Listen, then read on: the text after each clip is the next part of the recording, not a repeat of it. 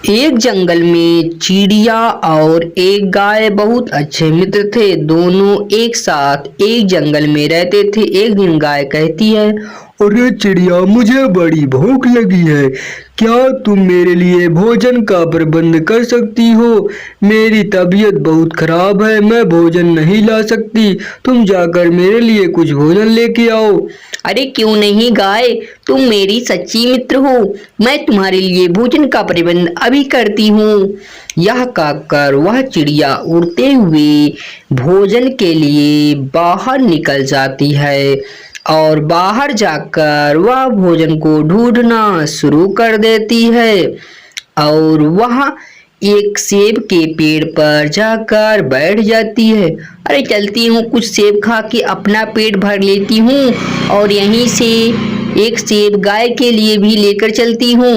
यह कहकर वह चिड़िया जल्दी जल्दी से सेब को खाना शुरू कर देती है और एक सेब को तोड़कर अपने चोंचों में रख लेती है और चोंचों में दबाकर वह सेब को गाय के पास लेकर जाने लगती है और जाकर गाय को सेब दे देती है।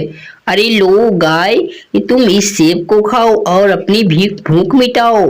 मैं तुम्हारे लिए जो आवश्यकता थी मैंने पूर्ण किया।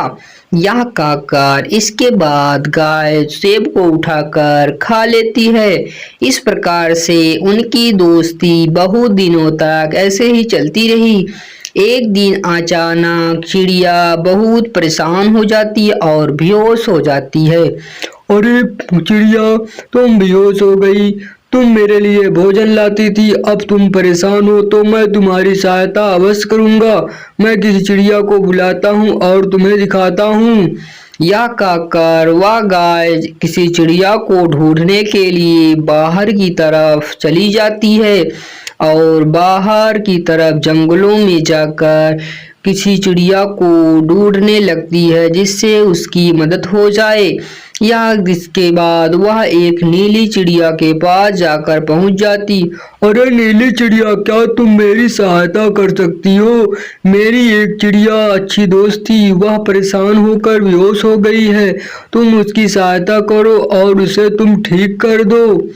अरे क्यों नहीं, मैं तो पक्षियों की सहायता करती हूँ तो तुम्हारा क्यों नहीं करूँगी। यह कहकर वह गाय के साथ उड़ते हुए जाने लगती है और उस चिड़िया के पास जाकर तुरंत पहुंच जाती है और चिड़िया को देखकर उसके कानों के पास जाकर पहुंच जाती है और कानों में जाकर उसके कुछ दवा डाल देती है जिससे वह पुनः जीवित हो जाती है।